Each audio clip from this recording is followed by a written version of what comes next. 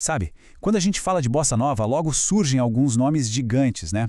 Mas a história tem dessas coisas. Uma das vozes que literalmente ajudou a fundar o movimento acabou ficando meio na sombra do tempo. Pois é, hoje vamos mergulhar na história de uma das artistas que estava lá, no começo de tudo, Sylvia Telles. E olha, não só eu que estou dizendo. Para a gente ter uma dimensão do talento dela, o jornalista João Máximo, uma referência, escreveu no jornal O Globo que a Silvinha foi uma das melhores intérpretes da moderna música brasileira.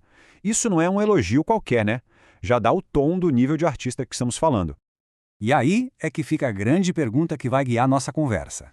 Se ela era tão boa, tão fundamental para o movimento, por que o nome dela não ecoa hoje com a mesma força que o de outros artistas da época? É esse mistério que a gente vai tentar desvendar. Para entender a artista, a gente precisa voltar um pouco. Voltar lá para o começo de tudo. E a jornada dela, curiosamente, não começou com o microfone na mão. O primeiro grande sonho da Sylvia Telles não era o palco para cantar, mas sim para dançar. Ela queria ser bailarina, se dedicar às sapatilhas. Foi só num curso de teatro que a chave virou. Ali, todo mundo percebeu que o talento dela, aquele dom extraordinário, estava mesmo era na voz.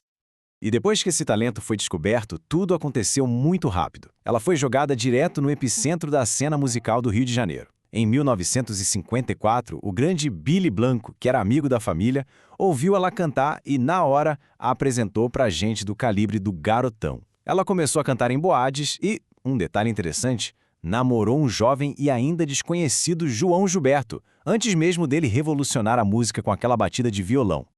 E a ascensão dela foi assim, coisa de cinema. Pensa só, em 54 ela é descoberta. No ano seguinte, um ano depois, ela já está com um hit na rádio, estrelando o musical e ainda leva o prêmio de cantora revelação do ano. E não para por aí. Em 56, só 2 aninhos depois de começar, ela já tinha o próprio programa de TV. É o que se chama de uma carreira meteórica, né? Mas a carreira dela não foi só rápida, foi transformadora. Ela não era só mais uma cantora. Ela se tornou uma peça-chave na criação de um movimento que mudou a cara da música brasileira. E que movimento era esse? A bossa nova. Aquele som que pegou a alma do samba e misturou com a sofisticação e as harmonias do jazz. E a Sylvia? Bom, ela estava bem ali, no olho do furacão dessa invenção. E quer uma prova cabal da importância dela? Tá aí, no título do show que praticamente batizou o gênero. Carlos Lyra, Sylvia Telles e os seus Bossa Nova. O nome dela estava lá, na certidão de nascimento do movimento. Ela não era só uma intérprete, ela ajudou a apresentar a Bossa Nova para o mundo. E a discografia dela só reforça isso. Desde o primeiro LP em 57, o Carícia, passando pelo álbum que a consagrou de vez, Amor de Gente Moça, até as gravações internacionais. Ela não só gravou nos Estados Unidos, como rodou a Europa em turnês, sendo uma das embaixadoras da bossa nova lá fora. E como acontece com muitos grandes artistas, a vida pessoal da Sylvia Telles estava completamente entrelaçada com a sua arte, com o mundo da música. Os 2 casamentos dela foram com figuras muito influentes na cena musical. Primeiro com o músico Candinho, com que ela teve sua filha, a Cláudia Telles, que, aliás, também se tornou uma baita cantora.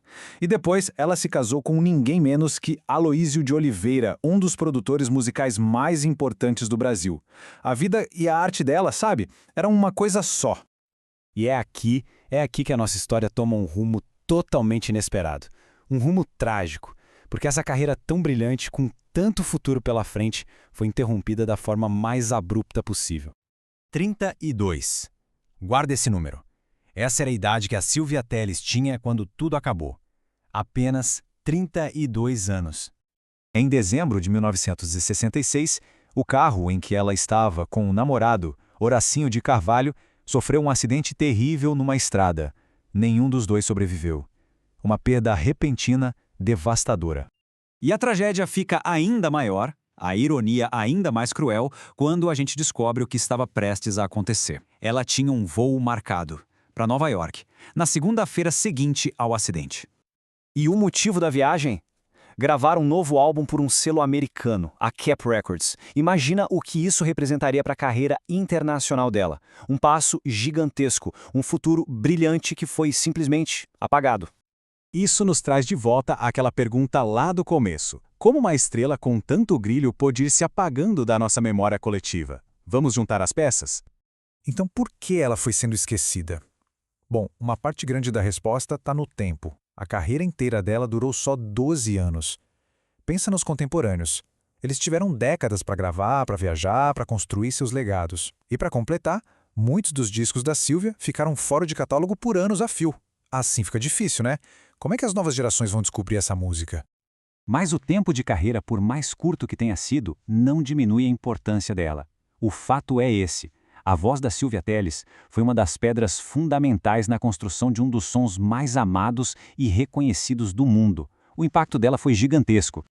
Isso nos deixa com uma reflexão, né? A voz da Sílvia Telles silenciou cedo demais, de forma trágica. Mas a música dela não precisa ter o mesmo destino. Talvez o maior tributo que a gente possa prestar seja simplesmente dar o play. A voz dela silenciou, é verdade. Mas e a música?